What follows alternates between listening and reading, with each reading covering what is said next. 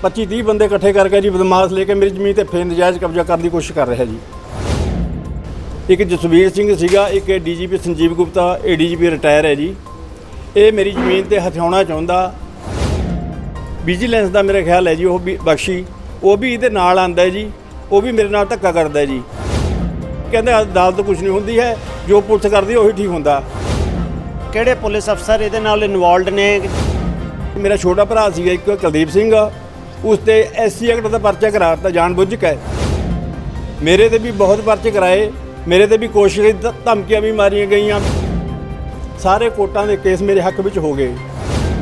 ज़मीन खड़ी है लेकिन ਉਹਦੇ ਉੱਪਰ ਰਸਤਾ नहीं लिखा गया, वो ज़मीन कागज़ां 'ਚ ज़मीन ही दिख रही है। सारे दर्शकों का बहुत बहुत स्वागत है। ਆਪਾਂ रोज़ सुनते हैं कभी किसी पॉलिटिशियन ने ज़मीन ते कब्जा कर लिया, कभी पुलिस अफसर ने कर लिया, कभी किसी होर अफसर ने कर लिया। पंजाब दे विच ਇਹ एक बहुत वड्डा माफिया है। ਜਿਹੜਾ भी कमज़ोर बंदा है उस कोल जे गलती नाल वाहिगुरू की मेहर नाल उहदी ज़मीन किते वध गई, किते मौके ते सड़क निकल गई या उत्थे उहदी रेट वध गया तो या पुलिस अफसरां की निगाह पै जाती है या किसी पॉलिटिशियन की निगाह पै जाती है, तो उस गरीब की ज़मीन हथियाण वास्ते झूठे परचियां की लाइन ला देंदे ने। साडे नाल किसान गर्जा सिंह जी ने, उन्हां नाल भी यही होया। एक एक्स DGP पंजाब, उन्होंने उन्होंने ज़मीन ते कब्जा करन दे हर मुमकिन कोशिश की है। वो साडे नाल ने, उन्हां नाल गलबात करते हैं भी कद तो वो कोशिशां कर रहे हैं और उन्होंने किस तरीके हरास किया गया, परेशान किया गया उन्होंने ज़मीन हथियाण लई। गर्जा सिंह जी, पहला सवाल ये भी जिहड़ी ये ज़मीन है ये कद तो तुहाडे कोल है, तुहाडे नाम ते है, तो किस तरीके की पुलिस वालों कोशिश की गई तुहाडे ज़मीन ते कब्जा करन दी? ये जिहड़ी ज़मीन है जी, ये मेरी जद्दी पुश्ती है, दादे लाही है जी। कुछ मैं ज़मीन 1995-96 खरीदी सीगी। एक जसवीर सिंह सीगा, एक DGP Sanjeev Gupta ADGP retire है जी। ये मेरी ज़मीन ते हथियाना चाहुंदा। जिहड़ा वो जसवीर सिंह है, उन्होंने 72-75 किले ज़मीन खरीदी सीगी इत्थे। ये 100 एकड़ का नंबर है जी। जदों ये जान लग्या, ये पहला पार्टी नहीं सीगा जिहड़ा DGP है जी। जदों ज़मीन बेच के जान लगे, जो रास्तिਆਂ 'ਚ ज़मीन पैंदी थी जी, वो इन्होंने DGP साहब ने अपने ना कंपनी के ना करा ली, जी अपनी घर की कंपनी बनाई भी है जी, भी सारी मैंबरी तो करते हैं। कंपनी बनाई भी जी ऑर्चिड, वो ना करा ली। उदों तो ही पहला तो ही मेरे नाल 2002 ते मेरा केस चलता है तकसीम का, तहसीलदार तो लेकर FCR तक गया जी। सारे कोर्टां के केस मेरे हक विच हो गए। हुण भी पिछले महीने 9वें महीने 14 तरीक नूं इन्हां दी डिसमिस हो गई अपील। फिर उहदे बावजूद फिर जाके 25-30 बंदे इकट्ठे करके जी बदमाश लेके मेरी ज़मीन ते फिर नजायज़ कब्जा करने की कोशिश कर रहा जी। मेहरबानी कर मेरी अरदास बेनती है कि मेरे नाल जिहड़ा धक्का हो रहा, मैनूं इंसाफ दिवाया जाए। मैं आपका बहुत बहुत धन्नवादी होवांगा। ਇਹ ਜਿਹੜੀ ਤੁਸੀਂ ਗੱਲ ਦੱਸੀ ਵੀ 2002 ਤੋਂ ਤੁਹਾਡੇ ਉੱਪਰ ਇਹ ਕੋਸ਼ਿਸ਼ ਕਰ ਰਿਹਾ ਤੁਹਾਡੀ ਜ਼ਮੀਨ ਦੱਬਣ ਦੀ, ਤੁਹਾਡੇ ਤੇ ਕੋਈ ਝੂਠੇ ਪਰਚੇ ਵੀ ਕਰਾਏ ਜਾਂ ਤੁਹਾਡੇ ਪਰਿਵਾਰ ਦੇ ਉੱਪਰ ਕੋਈ ਪਰਚੇ ਕਰਾਏ ਹੋਣ, ਕਿਸ ਤਰੀਕੇ ਤੁਹਾਨੂੰ ਪਰੇਸ਼ਾਨ ਕਰਨ ਦੀ ਕੋਸ਼ਿਸ਼ ਕੀਤੀ ਹੈ, ਇਹ ਸਾਡੇ ਦਰਸ਼ਕਾਂ ਨੂੰ ਦੱਸੋ। ਸਰ, ਇਸਨੇ ਮੇਰੇ ਭਰਾ ਤੇ ਮੇਰਾ ਛੋਟਾ ਭਰਾ ਸੀਗਾ ਇੱਕ ਕੁਲਦੀਪ ਸਿੰਘ, ਉਸ ਤੇ SC एक्ट ਦਾ ਪਰਚਾ ਕਰਾਤਾ ਜਾਣਬੁੱਝ ਕੇ।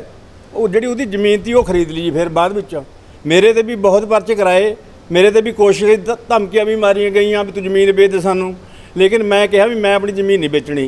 ठीक है जी, ने मेरे ते बहुत परचे कराए, महाराज की कृपा नाल मैं सारिਆਂ 'ਚ बरी हो गया जी। मेरे ते कोई इस टाइम केस नहीं है जी। अच्छा, हुण होर किहड़े पुलिस अफसर इहदे नाल इनवॉल्वड ने जिहड़े हुण कुर्सियां ते बैठे ने या जिहड़े रिटायर हो चुके ने, उन्हां बारे भी जरा खुलासा करो।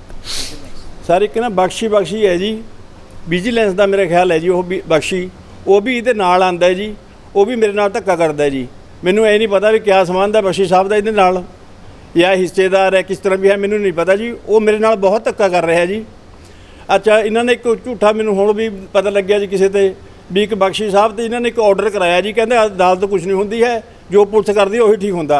भी मैं तो DGP साहब के हक च लिखता, ये इन्होंने कराया जी, मैनू पता लग्या जी। हले तो मैनू यही बेनती है जी भी मेरे नाल इंसाफ मैनू मिलना चाहिए जी। ये 2 जगह तो हार भी चुके जी, नीचे के कोर्ट तो भी हार गए और पिछले महीने 9 तरीक नूं 9वें महीने 14 तरीक नूं इत्थों डिसमिस हो गई जी इन्हां दी अपील जिहड़ी पाई दी जी। ਸੋ ਉਹ ਇਹ ਜਿਹੜੇ ਬਖਸ਼ੀ ਸਾਹਿਬ ਨੇ ਜਿਨ੍ਹਾਂ ਦਾ ਤੁਸੀਂ ਨਾਮ ਲੈ ਰਹੇ ਹੋ, ਉਹ ਬਖਸ਼ੀ ਸਾਹਿਬ ਕਿਸ ਅਹੁਦੇ ਤੇ ਕੰਮ ਕਰਦੇ ਨੇ? ਕਿਆ ਹਲੇ ਵਿਜੀਲੈਂਸ ਡਿਪਾਰਟਮੈਂਟ 'ਚ ਹੈਗੇ ਨੇ ਜਾਂ ਉਹ ਰਿਟਾਇਰ ਹੋ ਚੁੱਕੇ ਨੇ? ਉਹਦੇ ਬਾਰੇ ਥੋੜਾ ਜਿਹਾ ਖੁਲਾਸਾ ਕਰੋ, ਕਿਉਂਕਿ ਇਹ ਬਹੁਤ ਵੱਡਾ ਖੁਲਾਸਾ ਹੈ ਕਿ ਸਰਵਿੰਗ ਪੁਲਿਸ ਆਫੀਸਰ ਇੱਕ ਇਸ ਵੇਲੇ ਜਿਹੜਾ ਵਿਜੀਲੈਂਸ 'ਚ ਲੱਗਿਆ ਹੋਇਆ, ਜਿਹਦੀ ਜ਼ਿੰਮੇਵਾਰੀ ਇੱਕ ਓਨੈਸਟੀ ਨਾਲ ਕੰਮ ਕਰਨ ਦੀ ਹੈ, ਉਹ ਇਸ ਤਰੀਕੇ ਦੇ ਕਬਜ਼ੇ ਕਰਾਂਦਾ ਫਿਰ ਰਿਹਾ ਐਕਸ ਡੀਜੀਪੀ ਦੇ ਨਾਲ, ਤੇ ਉਸ ਬਾਰੇ ਜਰਾ ਖੁਲਾਸਾ ਕਰੋ। ਉਹ ਵਿਜੀਲੈਂਸ ਜੀ ਜਾਂ ਤਾਂ ਆਈਜੀ ਹੈ ਜੀ ਜਾਂ ਡੀਜੀਪੀ ਹੈ ਜੀ। ਇਹ ਮਹਿਕਮਾ ਜੀ ਉਹਦਾ ਜੀ, ਉਹ ਮੇਰੇ ਨਾਲ ਬਹੁਤ ਜ਼ਿਆਦਤੀ ਕਰ ਰਿਹਾ ਇਹਦੇ ਨਾਲ ਮਿਲ ਕੇ। ਮੈਨੂੰ ਨਹੀਂ ਪਤਾ ਉਹਦਾ ਕਿਆ ਸੰਬੰਧ ਹੈ ਇਹਦੇ ਨਾਲ, ਮੇਰੇ ਨਾਲ ਬਹੁਤ ਜ਼ਿਆਦਤੀ ਹੋ ਰਹੀ ਹੈ ਜੀ। ਮੈਂ ਤਾਂ ਇਹੀ ਬੇਨਤੀ ਕਰਦਾ, ਮੀਡੀਆ ਨੂੰ ਵੀ ਕਰਦਾ, ਸਰਕਾਰ ਨੂੰ ਵੀ ਬੇਨਤੀ ਕਰਦਾ ਜੀ ਵੀ ਇਹਨਾਂ ਨੂੰ ਨੱਥ ਪਾਈ ਜਾਵੇ ਜਿਹੜੇ ਹੱਥਾਂ ਧੱਕਾ ਕਰ ਰਹੇ ਮੇਰੇ ਨਾਲ। ਜਿਸ ਤਰੀਕੇ ਇਹਨਾਂ ਨੇ ਸਾਨੂੰ ਦੱਸਿਆ ਵੀ ਇਹਨਾਂ ਦੀ ਜ਼ਮੀਨ ਜੱਦੀ ਪੁਸ਼ ਦੀ ਜ਼ਮੀਨ ਹੈ, ਔਰ ਉਸ ਜ਼ਮੀਨ ਦਾ ਕੁਝ ਹਿੱਸਾ ਜਿਹੜਾ ਇਹਨਾਂ ਦੇ ਭਰਾ ਨੇ ਡੀਜੀਪੀ ਨੂੰ ਵੇਚਤਾ, ਜਾਂ ਇੱਕ ਹੋਰ ਜਿਹੜਾ ਬੰਦਾ ਸੀ ਜਿਹਦੀ ਸ਼ਾਇਦ ਨਾਲ ਲੱਗਦੀ ਜ਼ਮੀਨ ਸੀ, ਉਹਨੇ ਡੀਜੀਪੀ ਨੂੰ ਵੇਚਤਾ। ਔਰ ਨਿਆਂ ਗਰਾਊਂ ਦੇ ਵਿੱਚ ਬਹੁਤ ਸਾਰੇ ਜ਼ਮੀਨਾਂ ਐਸੀਆਂ ਨੇ ਜਿਹੜੇ ਰਸਤੇ ਬਣ ਗਏ ਨੇ। ਜ਼ਮੀਨ ਖੜੀ ਹੈ ਲੇਕਿਨ ਉਹਦੇ ਉੱਪਰ ਰਸਤਾ ਨਹੀਂ ਲਿਖਿਆ ਗਿਆ, ਉਹ ਜ਼ਮੀਨ ਕਾਗਜ਼ਾਂ 'ਚ ਜ਼ਮੀਨ ਹੀ ਦਿਖ ਰਹੀ ਹੈ।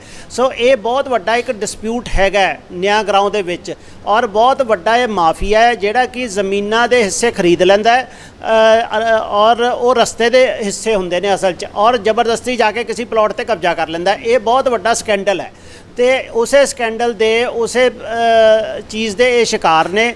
ਔਰ ਉਮੀਦ ਕਰਦੇ ਹਾਂ ਵੀ ਪੰਜਾਬ ਪੁਲਿਸ ਇਸ ਤੇ ਕੋਈ ਕਾਰਵਾਈ ਕਰੇਗੀ। ਜਿਹੜੇ ਡੀਜੀਪੀ ਸਾਹਿਬ ਹੈ ਕਾਰਵਾਈ ਕਰਨਗੇ, ਹੋਮ ਮਿਨਿਸਟਰ ਬਣੇ ਨੇ ਸੁਖਜਿੰਦਰ ਰੰਧਾਵਾ ਉਹ ਕਾਰਵਾਈ ਕਰਨਗੇ, ਤੇ ਚੀਫ ਮਿਨਿਸਟਰ ਸਾਹਿਬ ਉਹ ਕਾਰਵਾਈ ਕਰਨਗੇ।